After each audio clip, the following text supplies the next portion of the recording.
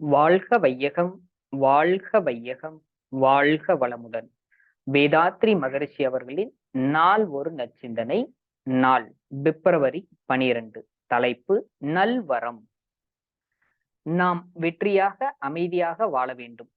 அதற்கு என்னென்ன செய்ய வேண்டும் என்கின்ற போது, உடல் நலம், நீள் ஆயுள், நிறை செல்வம், உயர்ப்புகள், மெய் ஞானம் ஓங்கி வாழ்வோம்.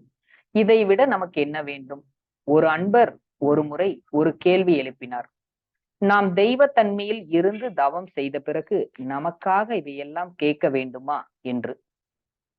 பொதுவாக எல்லோருக்கும் அது தேவை என்று நான் விளக்கினேன். நீங்களே எண்ணி பாருங்கள். உடல் நலம் வேண்டுமா வேண்டாமா? பிறகு நீள் ஆயுள். நாம் எடுத்த காரியத்தை முடிக்க வேண்டும். அறிவை அறிவதற்காக பிறந்து இருக்கின்றோம். அதற்காக அந்த வழியில் இருக்கின்றோம். அது நிறைவேற வேண்டும். அதற்கு இடையில் துண்டு போட்ட மாதிரி இந்த உயிரை விட்டுவிட்டால் வேலை முடியாது. ஆகவே நீள் ஆயுள் வேண்டும். அடுத்தது நிறை செல்வம். இந்த உலகத்தில் வாழும் வரை வசதிகள் வேண்டும் அல்லவா?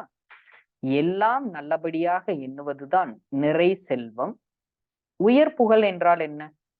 நம்முடைய செயல் எல்லாருக்கும் நல்லபடியாக அமைவது. அவ்வாறு அமையும் போது அதனால் பயன்பெற்றுடைய மக்களுடைய பாராட்டுதான் புகழ். அதாவது நமதுடைய செயல்கள் அனைத்தும் நல்லபடியாக அமைந்து அவர்கள் அதனால் பயன்பெற்ற மக்களின் பாராட்டுதான் புகழ்.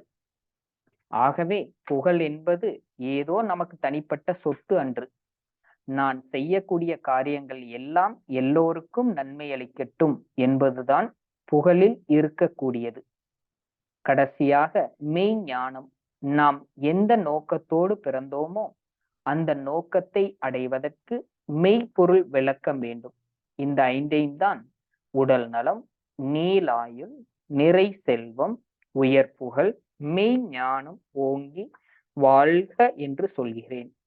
அருட்தந்தை. அன்பான சான்றோர் பெருமக்களே, நீங்களும் உங்கள் அன்பு குடும்பமும் அருட்பேராற்றல் கருணையினால் உடல் நலம், நீளாயுள், நிறை செல்வம், உயர் புகழ், மெய் ஞானம் ஓங்கி வாழ்க வளமுடன். வாழ்க வளமுடன். நீங்களும் உங்கள் அன்பு குடும்பமும் வாழ்க வளமுடன்.